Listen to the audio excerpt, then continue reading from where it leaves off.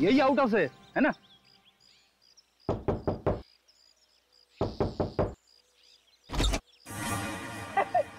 दरवाजा तो खुला हुआ है, जा अंदर। मैं क्यों जाऊं, आप जाओ।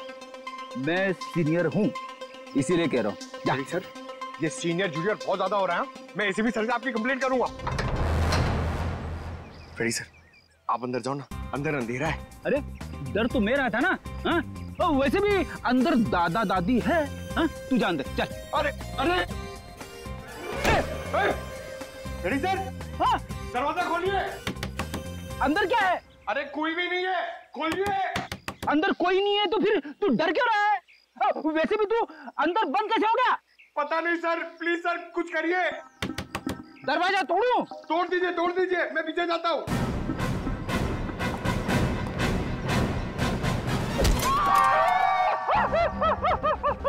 क्या हुआ सर, टूटा दरवाजा? अरे दरवाजा तो नहीं टूटा, मेरा घुटना टूट गया।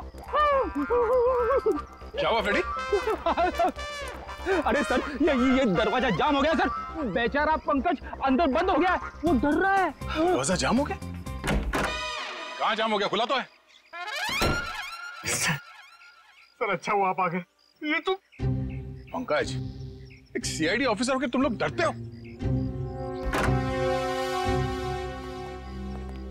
राकेश के माँ बाप कहाँ है? सर घर खाली है सर, कोई भी नहीं यहाँ पे। घर खाली है?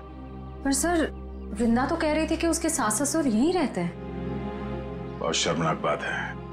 वृंदा और राकेश वहां बड़े ठाट बाट से रह रहे हैं और अपने माँ बाप को यहाँ ऐसे हालत में रहने के लिए छोड़ दिया।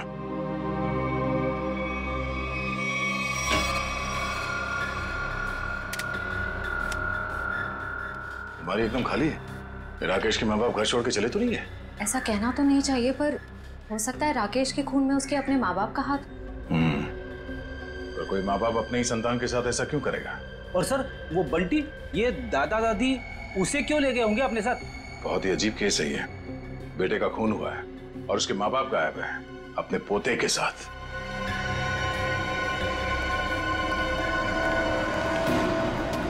हाँ, ये राकेश के माता पिता तो नहीं है यहाँ?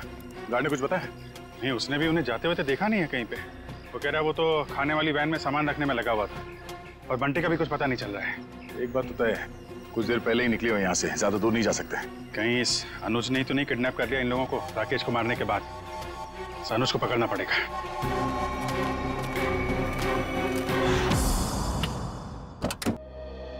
आप लोग बैंक से आए हैं? जी नहीं, सीआईडी। आप कौन है? जी मैं अनुज की पत्नी प्रीति। जरा अनुज को बुलाइए, कहाँ पे है वो? जी वो घर पे नहीं है, पर उन्हें सीआईडी वाले क्यों ढूंढ रहे? अभी पता चल जाएगा। रेडी पंकज, चेक कर लो घर को। अरे आप ऐसे कैसे घर की तलाशी ले सकते हैं? देखिए, अनुज के बिजनेस पार्टनर राकेश का खून हो गया है और हमेशा क्या कि उसमें अनुज का हाथ है। देखिए मेरे पति किसी का खून नहीं कर सकते। तो फिर वो पार्टी छोड़ के भागा क्यों? उसका फोन क्यों बंद आ रहा है? देखिए उसका फोन बंद नहीं है, उसका फोन घर पे ही है। ये देखिए उनका फोन यही है। सर प्रीति मैडम सच कह रही है, अनुज घर पे नहीं है। देखिए मैं झूठ नहीं बोलती। तो आप सच सच ये बता दीजिए कि अनुज इस वक्त कहाँ पे है? देखिए वो बिजनेस टूर के हिसाब से शहर से बाहर गए हैं। शहर से बाहर का? वो मुझे बताकर नहीं गए, पर वो अपना पासपोर्ट भी लेकर गए। शायद वो विदेश गए हों। तो आपके पति ऐसे ही बिना बता आपको विदेश चले जाते हैं? हाँ, जब से वो जिंदगी में आई है तब से वो मुझे कुछ बताकर नहीं जाते। निशा नाम है उसका। ये देखिए लास्ट कॉल उसी ने किया है। जरूर उसके साथ घूमने गए होंगे विदेश। निखिल, एयरपोर्ट पे अनुज की फोटो भेज दो, वहां दिखाई दे तो गिरफ्तार करवाओ। कितनी देर पहले अनुज निकला यहाँ से? लगभग आधे घंटे पहले। सर हो सकता है कि एयरपोर्ट जाने से पहले अनुज निशा के घर पे गया हो। निशा का एड्रेस है आपके पास? जी नहीं। कोई बात नहीं, मोबाइल कंपनी से पता करो निशा का फोन इस वक्त कहाँ पे है।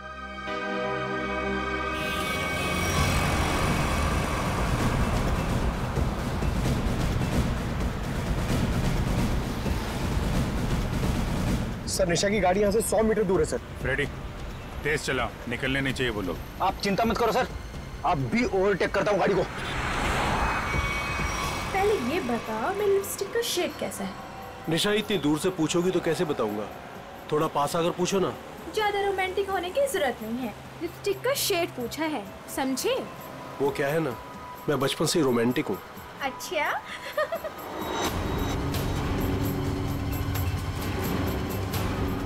सर 50 मीटर दूर है सर। मतलब हम लोग सही रास्ते पे हैं, आगे लो। शायद वो गोल्डन बस्टर सर, वही निशा की गाड़ी है। रेडी, ओवरटेक करो इस गाड़ी को।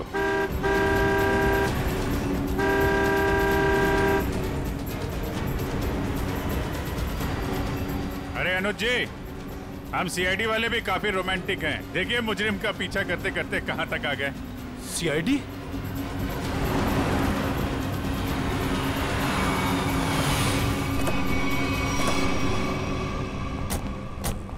निकालो निकालो निकालो, बाहर निकालो। चलो बाहर। अरे अरे भाई साहब सुनो तो, एक मिनट मेरी बात तो सुनो भाई साहब।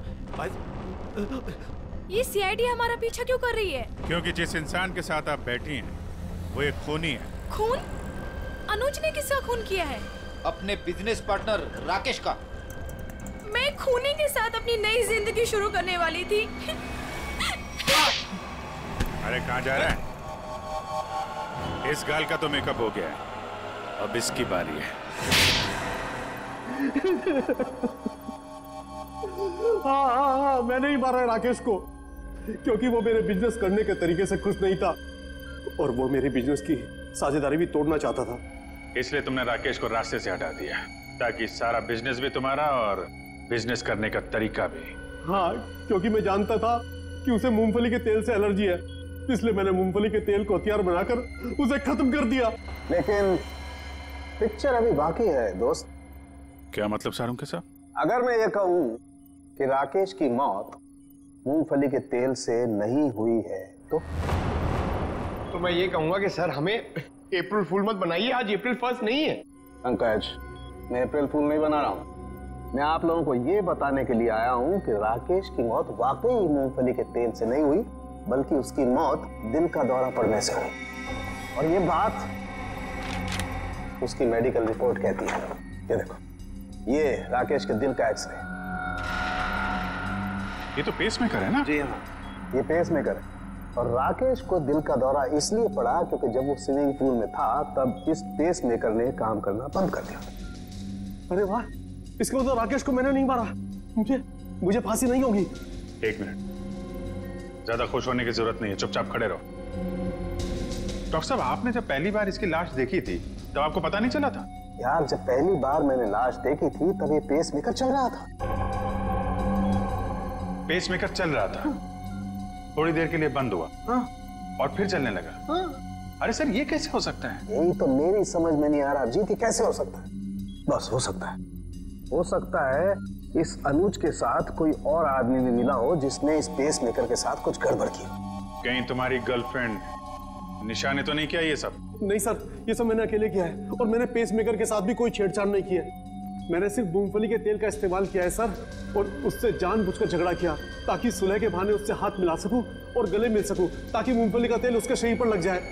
और सर, उस तेल की वजह से मेरे हाथों की हालत देखिए सर क्या हो गई है। मतलब अनुज के अलावा कोई और भी है जो राकेश की जान लेना चाहता था? इस अनुज ने सहारा लिया मूंगफली के तेल का और दूसरे आदमी ने पेसमेकर को अपना हथियार बनाया। बिल्कुल, इसीलिए स्विमिंग चैंपियन होने के बावजूद वो तैर नहीं पाया, क्योंकि उसका पेसमेकर सिर्फ उतनी देर के लिए बंद हुआ जितनी देर में उसके फेफड़ों में पानी भर जाए। लेकिन डॉक्टर साहब, पेसमेकर थोड़ी देर के लिए बंद करना आसान नहीं है। ये कैसे कोई कर सकता है? ये थोड़ी गुत्थी है जो समझ में नहीं आ रही है। सर, आप चाहें तो डॉक्टर तारिका आपकी मदद कर देंगी गुत्थी सुलझाने में। भाई साहब, मेरा नाम डॉक्टर सालुक है। क्या है? हाँ, और मैं अपनी गुत्थी खुद सुलझा लेता हूँ। मुझे किसी तारिका की मदद की जरूरत नहीं। अंडरस्टैंड? नहीं सर, मैं तो ये कह रहा था। अरे सर, चाय तो पीते जाइए। सर, इस पेसमेकर के रुकने का संबंध कहीं राकेश के बेटे बंटी के गायब होने से तो नहीं है? हाँ सर, हो सकता है जिस आदमी ने बंटी को गायब किया है उसी ने राकेश का पेसमेकर रोक दिया। बंटी का जल्द से जल्द पता लगाना होगा। नहीं सर, मुझे नहीं पता बंटी कहाँ है सर। मैं बंटी के बारे में कुछ नहीं जानता सर। ठीक है, जिसे भी पता है ज्यादा देर तक नहीं बचेगा।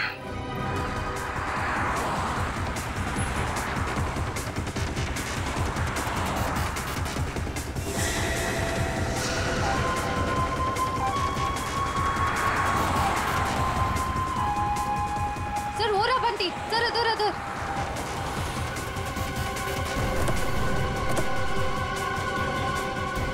बंटी बेटा, बंटी, आप यहाँ क्या कर रहे हो?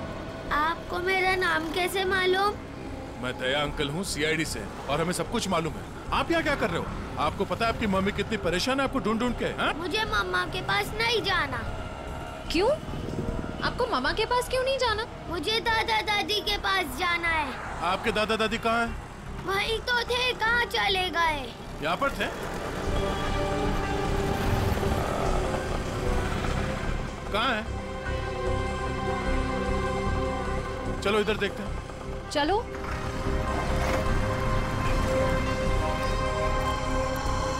दादा दादी।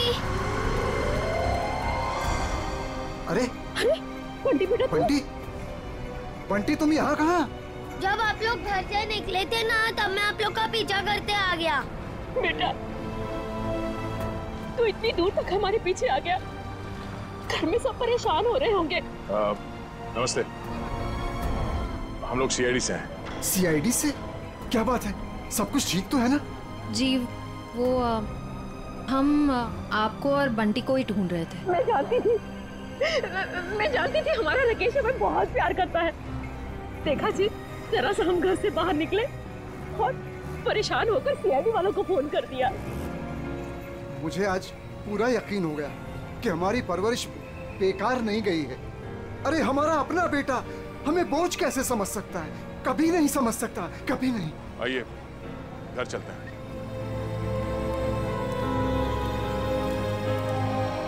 हेलो तारिका जी। हेलो अभिजीत। हेलो। आज डॉक्टर साहब थोड़े असमंजस में थे। एक गुत्थी ने उन्हें परेशान कर रखा था। उम्मीद करता हूँ आपकी मदद से वो गुत्थी सुलझ गई होगी। अभिजीत, शायद तुम्हें ये जानकर खुशी होगी कि वो पेस मेकर वाली गुत्थी सुलझ चुकी है। और ये सारा कारनामा सर ने बिना मेरी मदद के किया है। बिना आपकी मदद के? यस। वैसे भी ऐसे छोटे मोटे काम के लिए आपकी मदद की क्या जरूरत है? सर मैं जानता था आपको सिर्फ वक्त की जरूरत है। ऐसी छोटी मोटी गुत्थियां तो आप चुटकी में सुलझा देते हैं। क्या बात कर रहे हो यार? इतना भरोसा मुझ पर? मुझे तो पता ही नहीं था। अरे सर मैं तो हमेशा आपकी तारीफ करता रहता हूँ। अभी आते समय मैं पंकज और फ्रेडी से आपके बारे में ही बात कर रहा था। क्या कह रहे थे? क्या बोल रहे थे? क्या कह रहा था? अरे वो कह रहा था, बता ना, वो अच्छा वो सालुंके साहब, क्या बताऊं आपको, अभिजीत सर तो आपके तारीफों के पुल बांधते रहते, ये लंबे लंबे। क्या बात कर रहा है? ये लंबे लंबे पुल, यही तारीफ के? कमाल है यार अभिजीत भाई, अगर तुम मेरी तारीफ में ये लंबे लंबे पुल बांधते हो तो तारिका जी की तारीफ में तो तुम सीधा हाईवे बांधते होगे ना यार। वो तो है सर। वो नहीं, अरे सर क्या सर, अगर आपके ताने पूरे हो गए हो तो पेस मेकर की बात कर लें। हाँ पेस मेकर। अभिजीत, पहले तो मुझे भी लगा कि ये पेस मेकर शायद मुजीब ने हैक किया है, लेकिन बाद में इस पेस मेकर बनाने वाली कंपनी से जब मैंने बात की खुद पर्सनल, तो कंपनी वालों ने मुझे बताया कि राकेश ने उन्हें सख्त हिदायत की थी कि इस पेस मेकर की बराबर मॉनिटरिंग करें ताकि कोई भी इस पेस मेकर को हैक ना कर सके। इसका मतलब राकेश को पहले से ही अंदेशा था कि उसके साथ ये सब होने वाला है। सर अगर राकेश को पता था कि उसकी जान को खतरा है तो उसे हमारे पास आना चाहिए था मदद के लिए। डॉक्टर साहब, अगर पेस मेकर को हैक नहीं किया गया तो फिर ये बंद कैसे हुआ? वो पेस मेकर कैसे बंद हुआ मैं बताता हूँ। ये देखो, ये गन देख रहे हो? ये दूसरे किस्म की गन है, इसे माइक्रोवेव गन कहते हैं। इससे माइक्रोवेव तरंगें निकलती हैं। देखो, जैसे ही इस गन का ट्रिगर दबा, इस गन से इलेक्ट्रोमैग्नेटिक तरंगें निकली। और उन्होंने जाकर के इस पेस मेकर की फील्ड को डिस्टर्ब किया, इसके इलेक्ट्रिक सर्किट को खत्म कर दिया, जिससे ये पेस मेकर बंद हो गया। पर सर ये पेस मेकर फिर से चला कैसे? क्योंकि पंकज, पेस मेकर में एक ऐसी सेटिंग होती है कि जिस वजह से अगर उसकी फ्रीक्वेंसी में कोई भी रुकावट आए तो वो बंद हो जाता है और फिर 2 मिनट बाद रीस्टार्ट हो जाता है और अपनी ओरिजिनल फ्रीक्वेंसी पकड़ लेता है। और यही 2 मिनट राकेश के लिए महंगे साबित हुए। इसे हार्ट अटैक आ गया और फेफड़ों में पानी भर गया। डॉक्टर साहब, ये गन कितनी दूर से चलाई होगी खूनी ने? 12 फीट के अंदर अंदर से। अगर 12 फीट के ज्यादा दूरी से चलाई गई होगी तो असर नहीं होगा। ओके। और ये सामने से चलाई गई है या पीठ की तरफ से? नहीं, उससे कोई फर्क नहीं पड़ता अभिजीत, बस 12 फीट के अंदर अंदर से चलानी पड़ेगी। तो ये पता करना होगा कि पार्टी में राकेश के इतने करीब कौन कौन से मैं।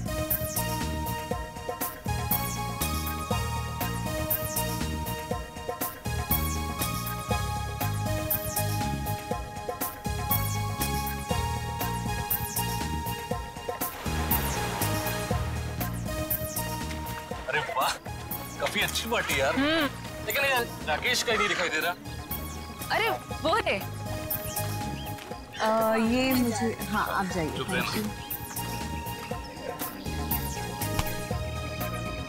राकेश आए, सालगिरह बहुत बहुत मुबारक हो मेरे दोस्त। थैंक यू यार। Thank you so much. Thank you. Happy anniversary. Thank you so much. मुझे यकीन नहीं हो रहा कि इस जैसा प्रिंस राजकुमार मेरी पार्टी में अपना कीमती वक्त निकाल के आया यार। आने मत मारे यार, पिछली बार मैं तेरी पार्टी में आ नहीं पाया था, लेकिन शादी की सालगिरह ठीक है, मैं भूल सकता। क्यों? शादी की सालगिरह में ऐसी कौन सी खास बात है? वो क्या है, ये इन 5 सालों में मुझसे बहुत परेशान हो गए, इसीलिए ये राकेश से राज जानना चाहते हैं तुम्हारी 10 साल की खुशहाल शादी का। मुझे कोई राज वगैरह नहीं है। देखो, सिंपल से 2 फंडे। नंबर 1, अपनी बीवी से कभी बहस मत करना, समझा? और दूसरा, अपनी बीवी से हमेशा सबसे ज्यादा प्यार करो। यही राज है अपने खुशहाल शादीशुदा जिंदगी, समझे? Follow it. वैसे तुम्हारी ड्रेस बहुत सुंदर लग रही है। ओह, थैंक यू सो मच। कहाँ से खरीदी? P2P मॉल से। एक काम करो, आप लोग पार्टी एंजॉय करो, हम लोग You guys make yourselves comfortable. हम अभी आपको ज्वाइन करते हैं, ओके?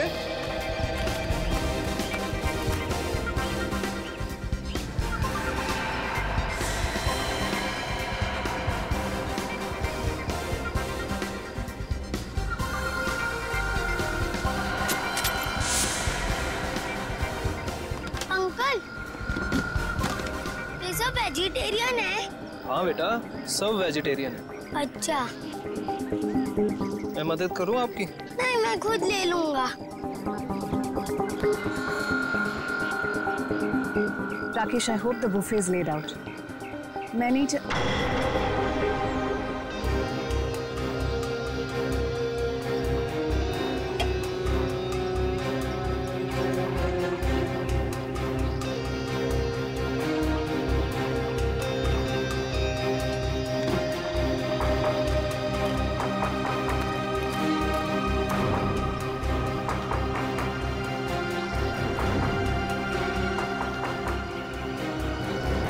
देखो यार,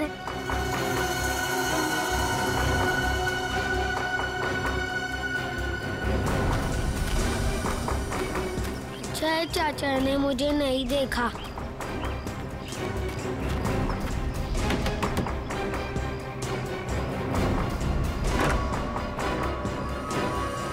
अरे बंटी बेटा, इस वक्त तुम यहाँ? अब आओ अंदर आओ।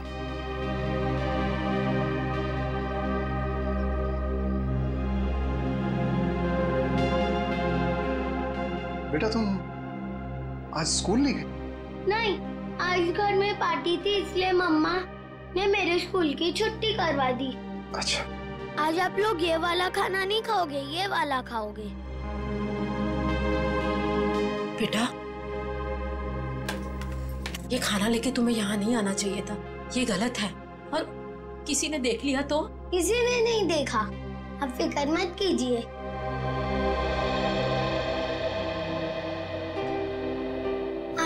फेवरेट पालक पनीर।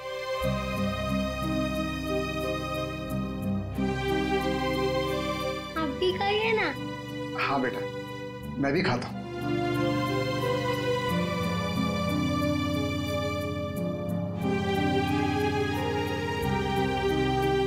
कैसा है? बहुत अच्छी है, लेकिन बेटा फिर भी तुम्हें इस तरह यहाँ नहीं आना चाहिए था बेटा। बंटी, तुम्हें कितनी बार मना किया है? यहाँ आना मना है, तुम्हें पता है ना? ये सब खाना किसे पूछकर लाए थे ये सब? ये मेरे हिस्से का खाना है, दादा दादी जी के लिए। मैं जिसको देना चाहूँ मैं उसे दूंगा। ज़बान बहुत चलने लगी है तुम्हारी।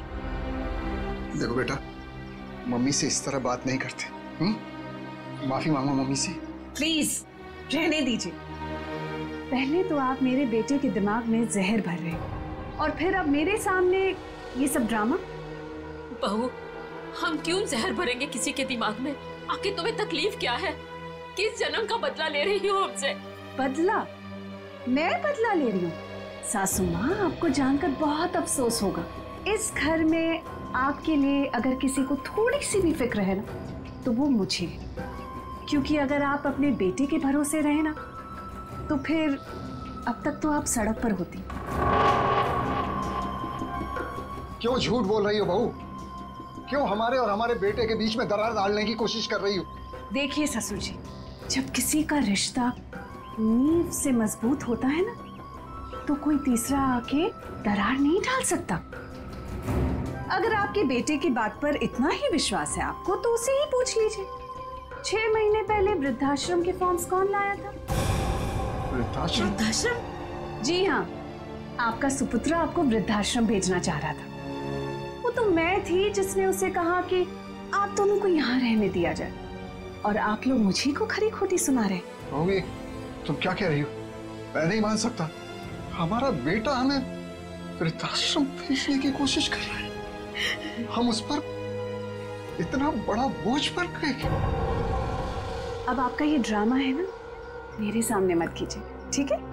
ये खाना खा लेना और फिर प्लेट्स लौटा देना हमें। बहुत महंगी है। चलो बंटी।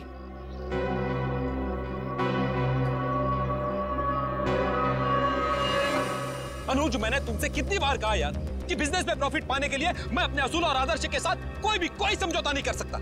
ये आदर्श, ये असूल, ये सब सिर्फ फिल्मों में अच्छे लगते हैं। आम जिंदगी में इनका कोई महत्व नहीं है। तेरे लिए होंगे ये फिल्मी वर्ड्स, समझा तू?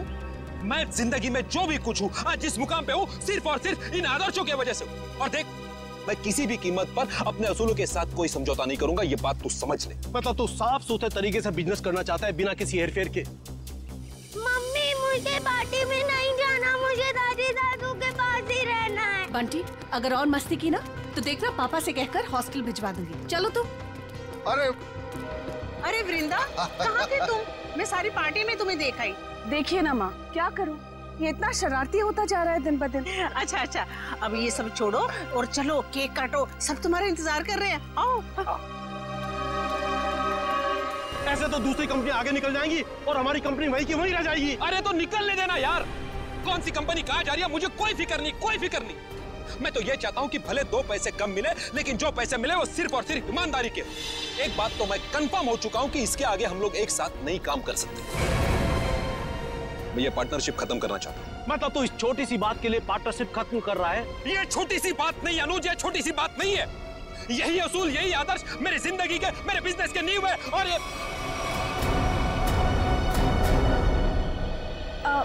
हाय अनुज। हाय अनुज। इससे क्या हुआ? कुछ नहीं हुआ है उसे। एनीवेज, क्या जरूरी है आज के दिन भी काम की बातें घर में करना? सॉरी यार। अरे पर तुम कहाँ चली गई थी? आई थिंक ये बात तुम्हें अपने लाडले से पूछनी चाहिए। पूछो कहाँ गया था ये, बताओ। कहाँ गया था बेटा? दादी दादू के पास। सुना राकेश, मतलब आज के दिन भी तुम्हारे मम्मी डैडी मेरे नाक में दम करके रखेंगे। वृंदा, प्लीज समझा करो यार, पार्टी। एनीवेज, अगर तुम्हें अपने बिजनेस से फुर्सत मिल गई हो तो can we attend to the guest please? हाँ, केक काटे? ठीक है।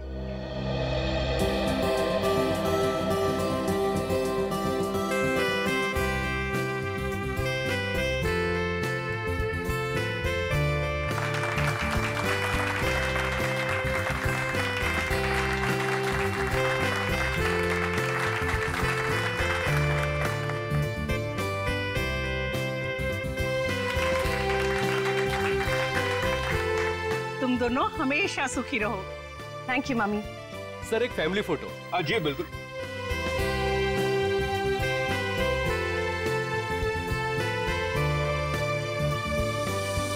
बंटी, बंटी कहाँ है? बंटी कहाँ है? मैं उसे ढूंढ कर आती हूँ। पहले फोटो एक। बंटी, बंटी यहाँ तो नहीं है, मैं बाहर ढूंढती हूँ। बंटी। राकेश के साथ झगड़ा करके मैंने बहुत बड़ी गलती की है। राकेश से माफी मांग लेता हूँ। बंटी, रामू ने बंटी को देखा? नहीं देखा मैडम। अच्छा आप जरा आउट हाउस में देखें, मैं यहाँ देखती हूँ। बंटी। ना ऐसी कोई बात नहीं है, आप एंजॉय कीजिए। राकेश, देख राकेश, हमारे बिजनेस की पार्टनरशिप भले ही टूट गई हो, लेकिन इसका असर हमारी दोस्ती पर नहीं पड़ना चाहिए। अच्छा ठीक है, चल फिर इसी नोट पे अपनी पार्टनरशिप खत्म कर दे।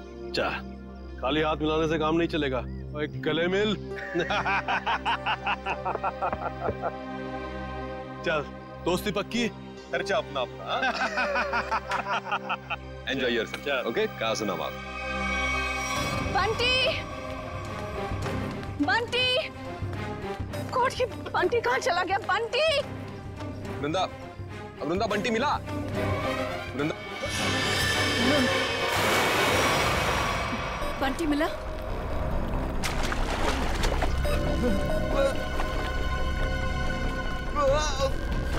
क्या राकेश, तू बहुत बुरा एक्टर है, कभी फिल्मों में ट्राई मत करना। क्या मजाक है राकेश, तुम्हारी पुरानी आदत गई नहीं ना अब तक? चलो स्विमिंग पूल से जल्दी बाहर आओ। वृंदा, लगता है राकेश ये चाहता है कि तुम पूल में कूदकर उसकी जान बचाओ। बस राकेश, अब बहुत हो गया। अब अगर तुम बाहर नहीं आए ना तो देख ले।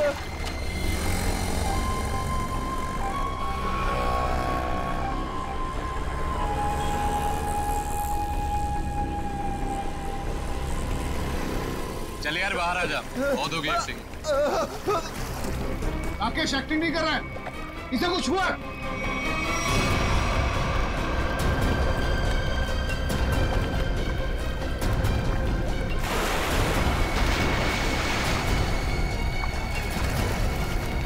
राकेश, राकेश, राकेश, तो क्या हुआ तुम्हें? राकेश, राकेश, राकेश आंखें खोलो। ये सांस नहीं ले पा रहा। राकेश उठ मेरे भाई। राकेश प्लीज आंखें खोलो। राकेश प्लीज। अरे कोई तो एम्बुलेंस को फोन करो please. Call the doctor please. कोई फायदा नहीं। राकेश, राकेश हमको छोड़ के जा चुका है। राकेश, राकेश तुम ऐसा नहीं कर सकते हमारे राकेश। पर राकेश तो स्विमिंग चैंपियन था, वो पुल में डूबकर कैसे मर सकता है? जरूर किसी ने कुछ किया है। Hello CID.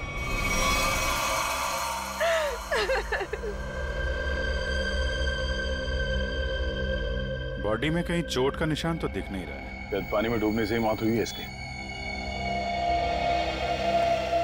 आप लोगों के सामने यहाँ पे राकेश स्विमिंग पूल में डूब के मर गए, किसी ने बचाने की कोशिश नहीं की?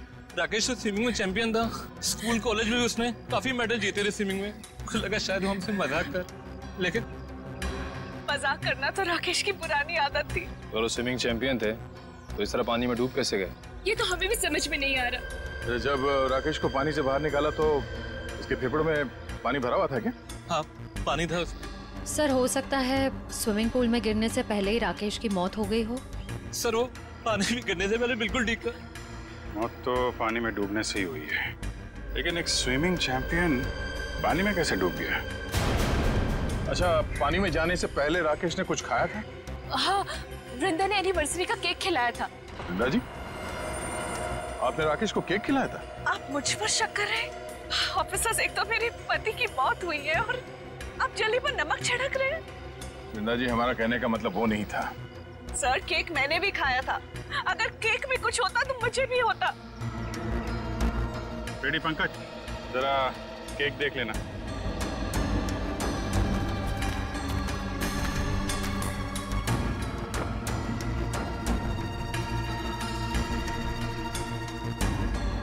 अच्छा आप बताइए, आपको किसी पे शक है?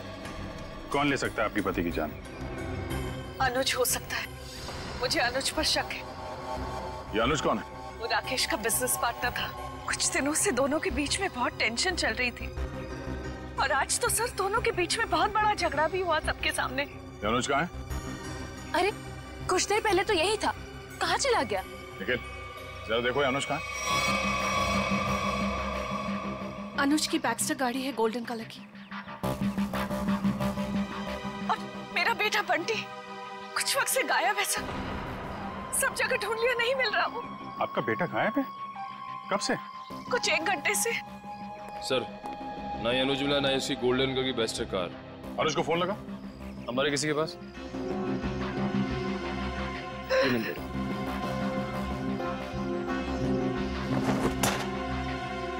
ये बंटी अक्सर ऐसे गायब होता रहता है क्या? अक्सर आउट हाउस में जाता था अपने दादा दादी से मिलने। बंटी के दादा दादी यहाँ आप लोगों के साथ नहीं रहते? जी, वो राकेश ने अपने माता पिता को आउट हाउस में रखा हुआ था। अपने माता पिता को अलग रखा था राकेश ने? खैर, आपने आउट हाउस में चेक किया बंटी को? जी, मैंने नौकर से कहकर आउट हाउस में भी चेक करवाया, लेकिन बंटी वहाँ नहीं है। अच्छा, राकेश के माता पिता को इस हादसे के बारे में मालूम है? जी नहीं। कमाल है। रेडी पंकज, जरा आउट हाउस में जाओ, राकेश के माता पिता को इस हादसे के बारे में बताना और बंटी को भी ढूंढो। सर अनुज का फोन बंद आ रहा है। मतलब गड़बड़ है। ये अनुज कहाँ बैठा था? सर वो सामने बैठा। ठीक है, चेक करो जरा टेप।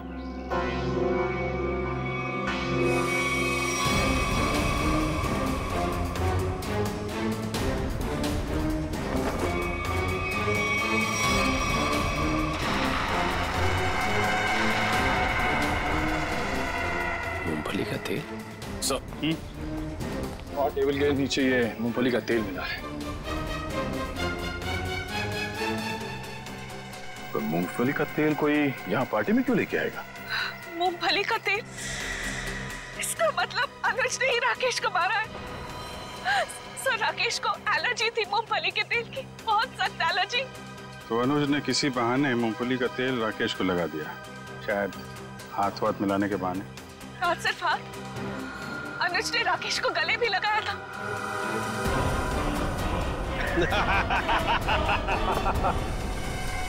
जरा इस अनुज का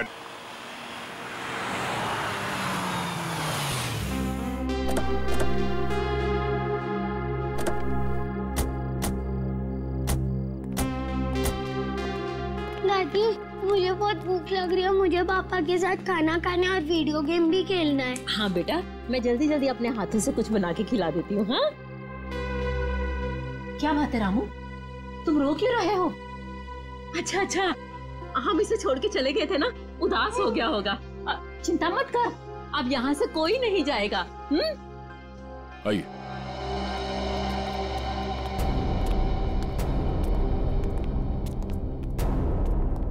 क्या बात है, यहाँ सब खामोश क्यों बैठे?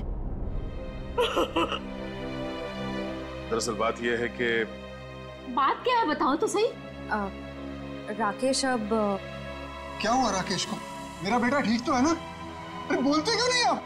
बेटा बंटी से बाहर ले जाओ। अरे लेकिन बात क्या है? हो क्या रहा है यहाँ पे? बात क्या है, कुछ बताइए तो सही। माँ जी, आपका बेटा राकेश अब इस दुनिया में नहीं है। किसी ने उसकी जान ले ली। कैसी बात कर रहे हैं अभी?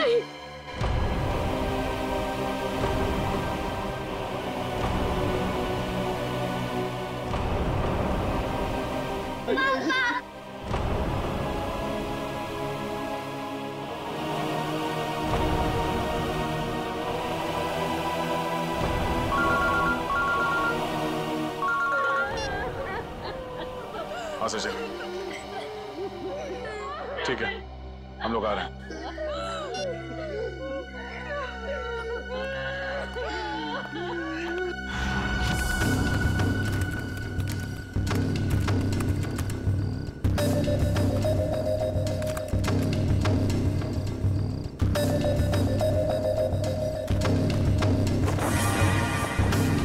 निखिल,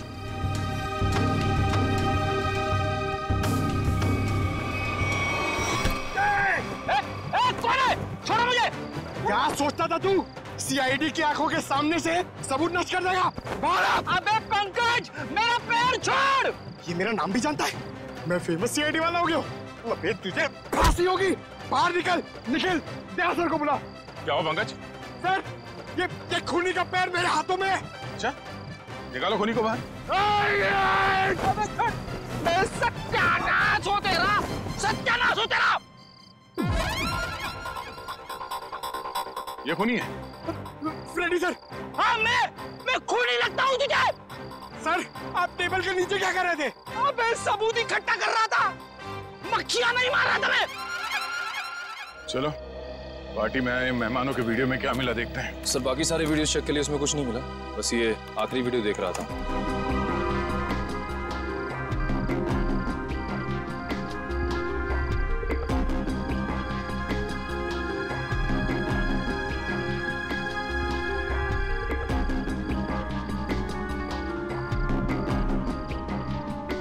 एक मिनट सर, रिवाइंड करना। पॉज करो, इस आदमी के चेहरे पे जूम करो।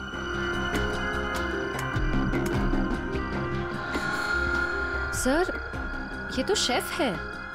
हाँ, इसी आदमी ने कुछ गड़बड़ की है।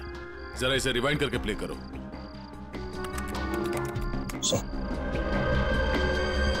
ये देखो, इसने अपने पैर से कुछ सरकाया टेबल के नीचे। शायद उस बॉक्स में वही वाली गन होगी, वो माइक्रोवेव वाली गन। हो सकता है वो माइक्रोवेव गन उसने इस बक्से में छुपाया होगा। बावर्ची।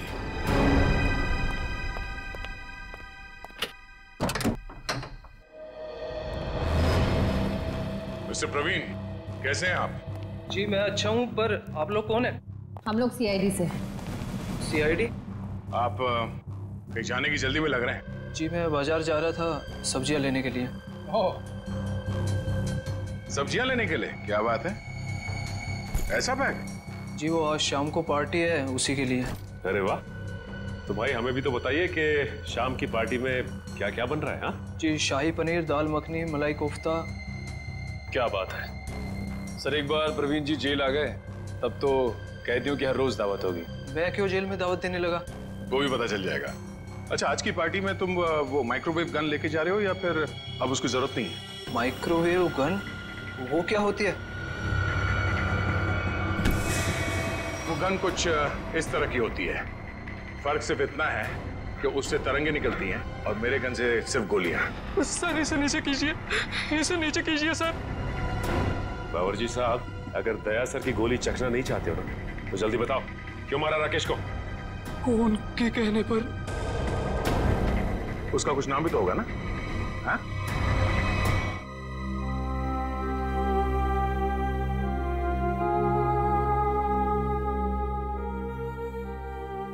बस करो बेटी, और कितना रोगी। अब वक्त आ गया है कि तुम अपनी आने वाली जिंदगी के बारे में कुछ सोचो। क्या सोचूं माँ? राकेश के बिना एक पल गुजारना इतना मुश्किल हो गया है। मैं कैसे गुजारूंगी अपनी जिंदगी? तू क्यों सोचती है बेटा वृंदा?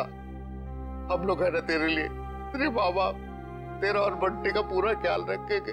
आप दोनों फिक्र मत कीजिए, सीआईडी है ना वृंदा जी का ख्याल रखने के लिए। आप लोग यहाँ? मेरे बेटे के कातिलों को पता चला? हाँ, पता चल गया। खूनी यही है, इस कमरे में मौजूद है। यहाँ? इसी कमरे में मौजूद है? कौन है वो पापी? वो पापी एक ऐसी औरत है जो अपने पाप छुपाने के लिए जी भर के आंसू बहा रही है, मगरमच्छ के आंसू। आप मुझ पर शक कर रही हैं? आपकी हिम्मत कैसे हुई मेरी बेटी का इस तरीके से अपमान करने की? आप सीआईडी वाले तो कुछ भी करेंगे, मैं सीआईडी पर केस कर दूंगा। केस तो अब आप दोनों पे चलेगा। आप दोनों के चेहरों से पर्दाफाश हो चुका है। हमें पता चल चुका है कि राकेश का खून कैसे किया तुम लोगों ने। अम्मी डैडी, अम्मी डैडी, आप दोनों कहाँ भाग रही है? नहीं भाग रहे, टमाटर खून करते हुए।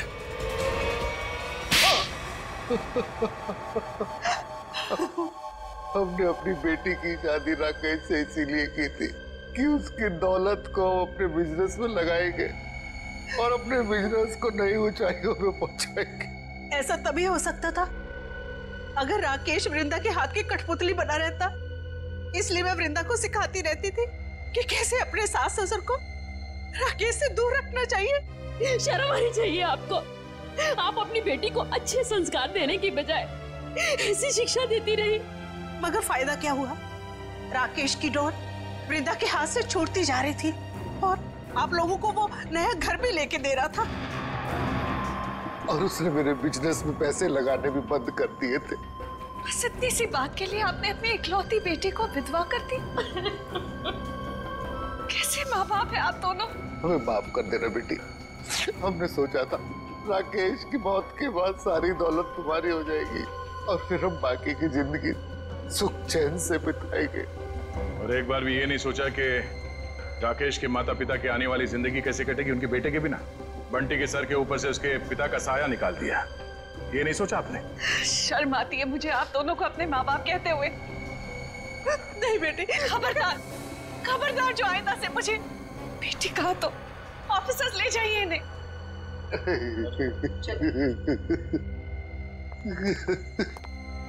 मैंने आप दोनों के साथ जो व्यवहार किया है उसके लिए माफी की हकदार तो नहीं हूँ। मैंने आपकी खुशियां छीनी और मेरे माँ बाप ने आपसे आपका बेटा। आप दोनों जो सजा देना चाहे मुझे दे सकते हैं। बेटी, बेटा तो खो ही चुके हैं। हम इस बेटी को नहीं खोना देना चाहते, नहीं खोने देना चाहते।